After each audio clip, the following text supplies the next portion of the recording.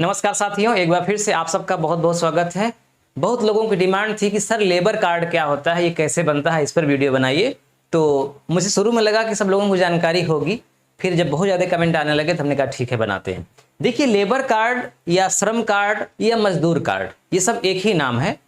ये शुरुआत इसकी क्यों हुई थी, तो हम ये देखेंगे कि शुरुआत क्यों हुई थी, इसके लाभ क्या क्या हैं, ये किसका बनता है, यानी कि पात्रता क्या है इसको बनवाने की, और कौन नहीं बनवा सकता, ये सब कुछ हम इस वीडियो में देखेंगे। तो वीडियो को स्किप मत करिएगा, बहुत इंपॉर्टेंट है ये वीडियो आपके लिए। तो देखिए, सबसे पहले देखते हैं कि ये लेबर कार्ड आखिर होता क्या है या मजदूर कार्ड क्या होता है। भारत सरकार ने असंगठित मजदूरों को जोड़ने के लिए यह योजना शुरू की एक कार्ड के माध्यम से।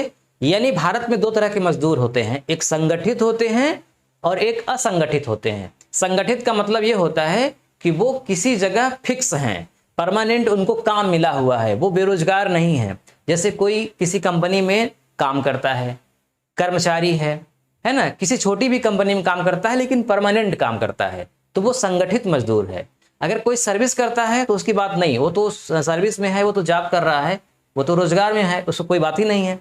जो सर्विस नहीं कर रहा है, प्राइवेट में भी काम कर रहा है, तो जो किसी कंपनी में काम कर रहा है, रेगुलर काम उसको मिला हुआ है, तो वो संगठित है। लेकिन जो रेगुलर काम नहीं कर रहा है, जैसे कि कोई मनरेगा में काम कर रहा है, तो वो असंगठित मजदूर है। जब कहीं मकान बन रहा है तो कोई वहां पे जाके मकान निर्माण में कार्य कर रहा है, वो चाहे मिस्त्री ही क्यों ना हो, वो भी असंगठित मजदूर है। कोई अगर दीवार की पेंटिंग कर रहा है, वो भी असंगठित मजदूर है। सड़क पर कोई काम कर रहा है, सड़क में काम कर रहा है, वो भी असंगठित मजदूर है। यानी जो परमानेंट काम नहीं कर रहा है, कभी कभी उसको काम मिलता है, उसको असंगठित मजदूर कहा जाता है। और उसको जोड़ने के लिए ये लेबर कार्ड की शुरुआत केंद्र सरकार ने की। तो रोजगार एवं जो श्रम मंत्रालय है भारत सरकार का, उसने ये शुरू किया है। तो इसमें क्या होता है कि एक कार्ड जारी होता है और इस कार्ड में कुल 12 अंक होते हैं, जिसे UAN बोला जाता है, यूनिवर्सल अकाउंट नंबर। यानी जिसका भी ये कार्ड बनता है, उसके कार्ड पर जो 12 अंक का नंबर होता है वो एक ही होता है, वो किसी और के नाम नहीं हो सकता। तो इस तरह से मजदूरों की एक आइडेंटिफाई की जाती है इस कार्ड के माध्यम से। भारत में लगभग 40 करोड़ असंगठित मजदूर हैं। ये एक अनुमान के हिसाब से सरकार ने डाटा दिया है कि 40 करोड़ के आसपास असंगठित मजदूर हैं, जिनका ये कार्ड बनना जरूरी है। ठीक है, इससे क्या होगा, इससे लाभ क्या होगा? देखिए, इससे बहुत लाभ है। लाभ की अगर बात करें तो इससे बहुत लाभ है। पहले हम लाभ बता देते हैं आपको, फिर बताते हैं कि ये पात्र कौन है और इसके बाद कैसे बनेगा। इसमें जब लाभ की अगर हम बात करते हैं तो सबसे पहला लाभ तो यही हो जाता है कि वो आदमी जिसका ये कार्ड बना है, वो एक परमानेंट मजदूर बन जाता है सरकार की नज़र में, और उसको भारत के यानी कि संपूर्ण भारत में कहीं भी इस कार्ड का प्रयोग कर सकता है। जैसे आप उत्तर प्रदेश के हैं तो आपको उत्तर प्रदेश का स्पेशल एक कार्ड मान लीजिए बना हुआ है, लेबर कार्ड, लेकिन आप इस कार्ड को लेकर के महाराष्ट्र में गए, तमिलनाडु में गए, कश्मीर गए, कहीं भी गए, तो ये कार्ड अगर आप दिखा देंगे तो एक आपकी ये पहचान होगी कि आप एक लीगल मजदूर हैं। मतलब आपको आप पर कोई शक नहीं करेगा। दूसरी चीज ये कि आप मजदूरी कर लेते हैं, क्योंकि आपका कार्ड बना हुआ है, आपने मजदूरी किया हुआ है, तो आपको काम ज्यादा मिलने की संभावना हो जाती है। पहला चीज ये। दूसरा, इसमें 2 लाख का बीमा है। 2 लाख का बीमा है 1 वर्ष के लिए। यानी कि जब किसी का भी कार्ड बनता है तो उसको भारत सरकार एकदम निःशुल्क इस बीमा का लाभ देती है कि अगर मान लीजिए कहीं भी कार्य करते हुए किसी मजदूर की मृत्यु हो जाए तो उसे, या मतलब उसके घर वालों को जो नामिनी में है, 2 लाख रुपए दिया जाता है।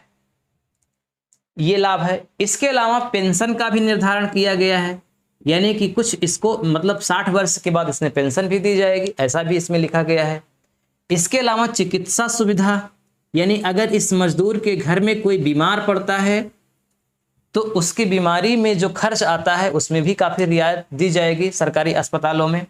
इसके अलावा उसके बच्चे अगर पढ़ाई लिखाई करते हैं तो यानी कि शिक्षा के भी क्षेत्र में इसमें उसको वरीयता दी जाएगी, उसके फीस में कंसेशन होगा। इसके अलावा होम लोन भी उसको आसानी से मिल जाएगा। इसके अलावा अन्य का मतलब कि जो मान लीजिए कि इसमें मेंशन नहीं किया गया है, समय समय पर सरकार मदद करती रहेगी। जैसे कोरोना के समय में जिनका लेबर कार्ड बना हुआ था उनको काफ़ी लाभ मिला, उनको सरकार ने शायद 5-5 हज़ार रुपये दिया था। जैसे जनधन में जिन औरतों का खाता खुला था उनको भी 500-500 रुपये करके 3 बार दिया गया था, 1500 रुपये। तो इसी तरह से लेबर कार्ड जिनका बना हुआ था उनको भी पैसा दिया गया। यही नहीं, अगर वो मजदूर कोई धंधा करने के लिए भी सरकार से डिमांड रखता है तो सरकार उसको कोई धंधा करने के लिए भी एक छोटी रकम दे सकती है। तो इस तरह से सरकार की ओर से जो लाभ मिलेगा गरीबों के लिए, वो सबसे पहला वरीयता मजदूरों को दी जाएगी जिनका कार्ड बना हुआ है, क्योंकि सरकार की नज़र में वही है मजदूर। तो इसलिए पहली वरीयता उनको दी जाएगी। जो भी सरकार की योजनाएं होंगी वो डायरेक्ट खाते में जुड़ जाएंगी, आ जाएंगी। तो इस तरह से ये बहुत लाभ हैं। अब देखिए, अगर हम इसकी पात्रता की बात करें तो ये किसका बनेगा, तो हम पहले ही बता चुके हैं कि असंगठित मजदूरों का बनता है। तो इसके लिए क्या क्या डॉक्यूमेंट्स होना चाहिए आपके पास? एक होना चाहिए आधार कार्ड, जो कि शायद लगभग सबके पास है, और आधार कार्ड में मोबाइल नंबर लिंक होना चाहिए। सबका लिंक भी हो गया होगा, नहीं हो गया है तो लिंक नहीं है तो चेक करवा कर सबसे पहले आधार कार्ड का नंबर लिंक करवा के, यानी आधार कार्ड जरूरी है। इसके अलावा पासपोर्ट साइज की फोटो चाहिए, जो सबके लिए सुलभ है, 2 मिनट में बन के तैयार हो जाएगी, नहीं बनी है तो आधार कार्ड, फोटो। इसके अलावा बैंक की पासबुक, यानी कि बैंक में आपका खाता होना चाहिए। वो खाता किसी भी बैंक में हो सकता है, कोई सरकारी बैंक में भी हो सकता है, प्राइवेट बैंक में भी हो सकता है। यही नहीं, अगर महिला हैं आप तो आपका जनधन भी खाता है तो उसका भी आप यहाँ पे पासबुक लगा सकते हैं, कोई दिक्कत नहीं है। इसके अलावा अगर कहीं आप जैसे काम करते हैं, जैसे मान लीजिए मनरेगा में आप काम करते हैं तो उसका एक कार्ड बना होगा, तो वो कार्ड यहाँ पे लगा सकते हैं। इससे समझने में उनको आसानी होगी कि ये वास्तव में मजदूर है। इसके अलावा अगर मान लीजिए आप और कहीं कार्य करते हैं आप, तो वहाँ से भी आप एक सर्टिफिकेट बनवा सकते हैं कि हम आपके यहाँ इतने समय तक कार्य किए हैं, वो भी इसमें मदद करता है। तो असंगठित क्षेत्र में होने चाहिए। इतना करने के बाद आपका ये कार्ड बन जाएगा। बनेगा कहाँ? बहुत आसानी से बन जाएगा, आपको कहीं जाने की ज़रूरत नहीं है। आपके आसपास जो साइबर कैफ़े हैं जहाँ पे आधार कार्ड का संशोधन होता है, करेक्शन होता है, या फिर आप जानते ही होंगे जहाँ छोटे मोटे पैसे निकाले जाते हैं ना, सहज जन सेवा केंद्र जिसको कहते हैं, तो सहज जन सेवा केंद्र में आप जाएंगे तो ई श्रम पोर्टल नाम की वेबसाइट होती है, उनको सब पता है। बस वो आपसे कुछ चार्ज लेंगे अपना, बस। इसके अलावा ये निःशुल्क है। बाकी ये डॉक्यूमेंट्स लगा करके भेज देंगे। उसके बाद जो कार्यालय है आपके शहर में, श्रम विभाग का लेबर कार्यालय उसको बोला जाता है, वहां से आपको कभी बुलाया जाएगा किसी दिन। किस लिए बुलाया जाएगा? ये जो डॉक्यूमेंट्स आपने दिया है इसका वेरीफाई करने के लिए, चेक करने के लिए, बस। इसके बाद बनकर तैयार हो जाएगा। एक चीज और समझ लीजिए, इसमें एज भी देखी जाएगी, यानी कि हर व्यक्ति का तो नहीं बनेगा। आयु इसमें 16 वर्ष से लेकर के 60 वर्ष के बीच में रखी गई है। यानी कि जब आप देखिए आपका आधार कार्ड होगा उसमें आयु मेंशन रहती है ना, जन्म तिथि लिखी रहती है, तो 16 वर्ष से अगर कम है तो नहीं बनेगा, 60 वर्ष के ऊपर है तो भी नहीं बनेगा। इनके बीच में होना चाहिए, महिला पुरुष दोनों के लिए।